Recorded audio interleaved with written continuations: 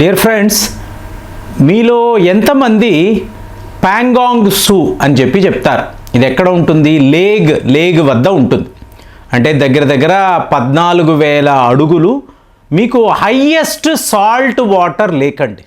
మీరు రాత్రిపూట అక్కడికి వెళ్ళి మీరు ఒకవేళ క్యాంప్ వేసుకొని స్టార్ గేజింగ్ చెయ్యాలి అనుకున్నారు అంటే మీరు అంతరిక్షం ఎలా ఉంటుంది అని చెప్పి అక్కడ కూర్చొని నైట్ టైం, అంటే బాగా చలి ఎక్కువ ఉంటుంది, ఆల్మోస్ట్ -డిగ్రీస్లో చలి ఉంటుంది, మీకు హిమాలయాలు కదా.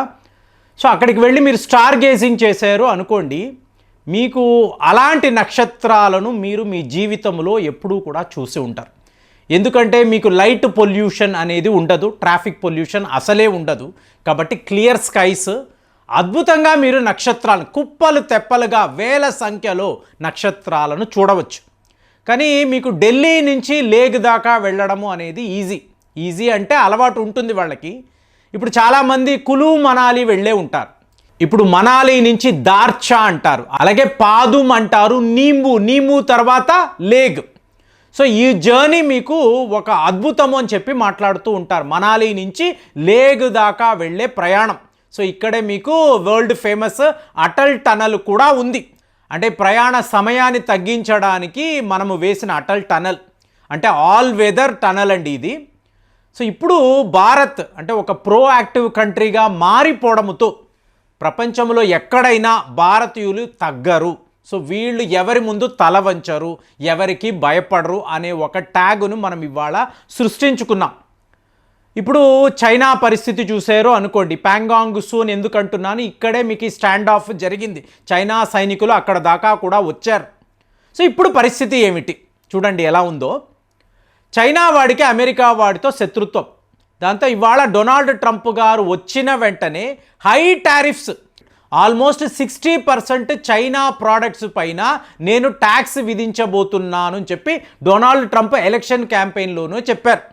సో ఇప్పుడు చైనా ప్రోడక్ట్స్కి గడ్డుకాలం.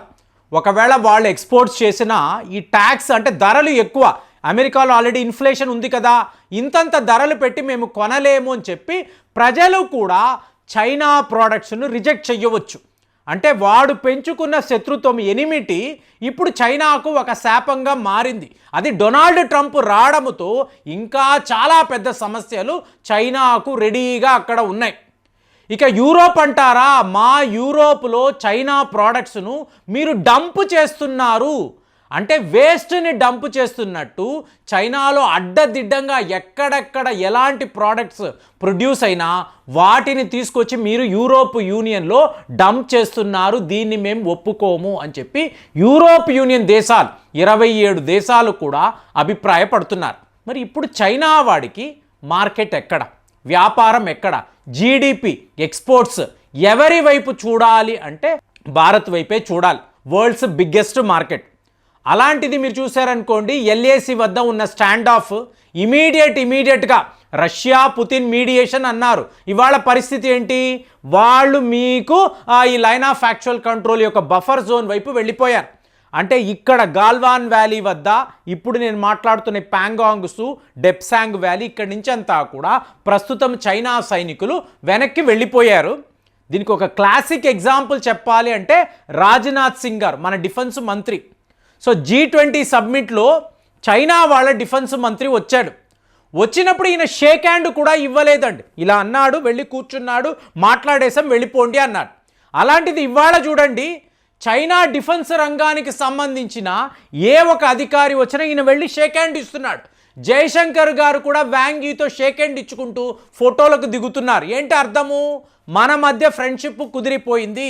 చైనా యొక్క ఫారిన్ మినిస్టర్ ఏం మాట్లాడుతున్నారు, దయచేసి మీ విమానాలు, భారత్ నుంచి బయలుదేరే విమానాలు డైరెక్ట్గా చైనా దాకా వచ్చే ఏర్పాట్లు చెయ్యండి, ముందులాగే మనము మన ఫ్రెండ్షిప్ని మనం కంటిన్యూ చేద్దాము, ఈ విభేదాలు ఇక వద్దు చైనా వాళ్ళు చెప్తున్నారు.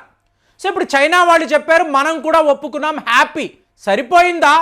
4 ఏళ్ల పాటు మనల్ని ఇబ్బంది పెట్టాడు. అక్కడేమో డెప్సాంగ్ వ్యాలీ నుంచి వెళ్ళను అంటాడు, హాట్ స్ప్రింగ్స్ నుంచి నేను కదలను, మీరు ఇక్కడికి వచ్చి పెట్రోలింగ్ చెయ్యకూడదు అని చెప్పి మనల్ని ఎదిరించాడు. మరి ఈ పగా ప్రతీకారం మనలో ఉంటుంది కదా. We will never forget, we will never forgive, ఇది వ్యవహారం. సో దాంతో ఇప్పుడు ఏం జరిగింది అంటే మనాలి నుంచి మీరు లేగు దాకా వెళతారండి. లేగ్ నుంచి ప్యాంగాంగ్ సు వెళ్ళాలి అంటే చాలా చాలా కష్టం. సో దానికోసం అంటే ప్యాంగాంగ్ సు దాకా ఒక టనల్ వెయ్యాలి.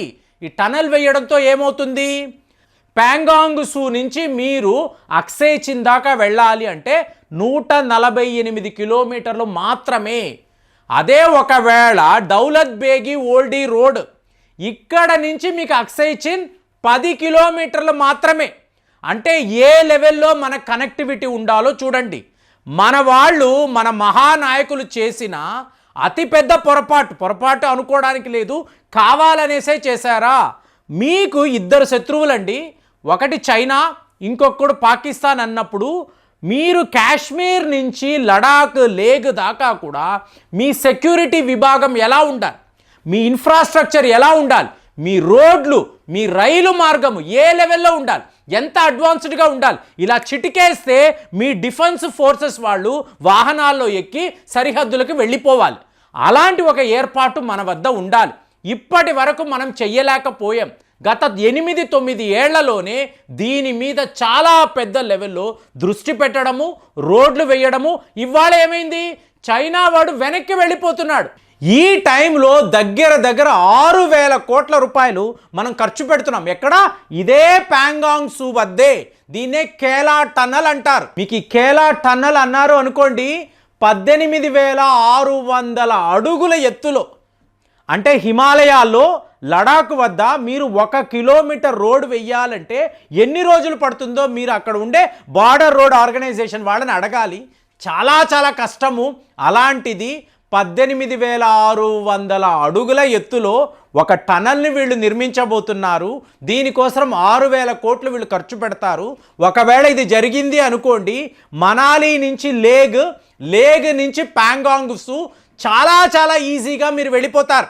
టూరిజం అనండి, డిఫెన్స్ రంగం అనండి, లోకల్గా ఉన్న వాళ్ళ యొక్క ఆర్థిక స్థితిగతులు అనండి, ప్రతిదీ కూడా మెరుగుపడిపోతుంది. అట్ ది సేమ్ టైం మన డిఫెన్స్ రంగానికి కావలసిన భద్రత, మన సైనికులు ఎప్పుడూ కూడా చైనా మీద ఒక కన్నేసి ఉంచవచ్చు. అందుకే ఇది డబుల్ ట్యూబ్ టనల్ అంటారు. అంటే వెళ్ళడము ఒక మార్గము, రావడము ఇంకొక మార్గము. ఆ లెవెల్లో అంటే అటల్ టన్నల్ కన్నా పెద్దది, అటల్ టన్నల్ కన్నా అడ్వాన్స్డ్గా ఇది ఉంటుంది. ఎక్కడ, 18,600 ఫీట్. అక్కడ మనము ఒక టనల్ నిర్మిస్తున్నామంటే ప్రపంచం అంతా కూడా బిత్తరపై చూస్తుంది. చైనా వాడికైతే షాక్, ఆల్రెడీ వెనక్కి వెళ్ళిపోతున్నాము. ఇప్పుడు ఇలాంటి వార్త ఏంటి, మన పొలిమేరలో వీళ్ళు ఇంతంత పెద్ద టనల్స్ ఎలా నిర్మిస్తున్నారు అంటే ఏంటి, రేపు అంటే ఒక హైపోథెటికల్గా మాట్లాడొచ్చు, రేపు మనము చైనాతో రియల్గా యుద్ధము చేస్తే అక్సే చిన్ని సాధించడానికి ఇంతలాంటి ఇన్ఫ్రాస్ట్రక్చర్ మనం రెడీ చేస్తున్నామా.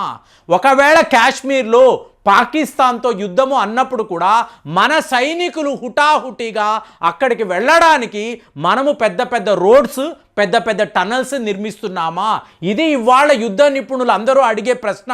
కానీ భవిష్యత్తులో, ఇవాళ జరగకపోవచ్చు, రేపు భవిష్యత్తులో మనకి అక్సే చిన్ కావాలి అనుకుంటే పాకిస్తాన్ ఆక్రమిత కాశ్మీర్ 2025 నాటికి రాజ్నాథ్ సింగ్ దగ్గర ఒక బృహత్తరమైన ప్లానింగ్ ఉంది, ఒక వ్యూహం ఉంది, ఒక మాస్టర్ స్ట్రాటజీ ఉందని చెప్పి ఇవాళ వీళ్ళందరూ మాట్లాడుతున్నారు. మరి ఇలాంటి ప్రయత్నాల్లో భారత్ ఉందా, కాబట్టే ఇంతంత పెద్ద టన్నల్స్, ఇంతంత పెద్ద రోడ్స్ మనం నిర్మిస్తున్నామా అనేది చాలా పెద్ద ప్రశ్న. దీనికి కాలమే జవాబు చెప్పాలి. కానీ కేలా టన్నల్ మాత్రము ఒక అద్భుతము. ఎందుకంటే అంత హైట్లో మీరు ఒక టన్నల్ని నిర్మించడము మామూలు విషయం కాదు. కానీ మనము ఎన్నో సందర్భాల్లో దీన్ని చేసి చూపించి ఉన్నాము. మరి ఇంత పెద్ద టన్నల్ ప్యాంగాంగ్ సు వద్ద రావడాన్ని మీరు ఎలా చూస్తున్నారు? కామెంట్స్లో రాయండి. మళ్ళీ వచ్చే వీడియోలో కలుద్దాం. జై హింద్.